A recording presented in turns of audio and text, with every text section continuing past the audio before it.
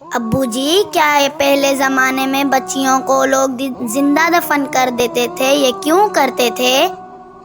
پیاری بٹیا، ہمارے نبی صلی اللہ علیہ وسلم کے زمانے سے پہلے لوگ زندہ دفن کرتے تھے بچیوں کو۔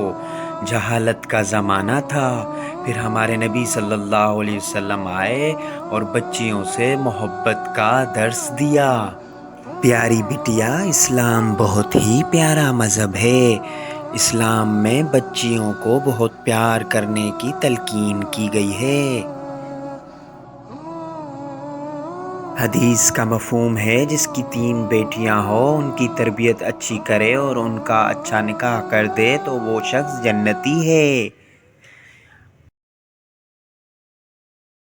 مسٹر تو اپنی بیٹیوں سے بہت محبت کرتا ہے۔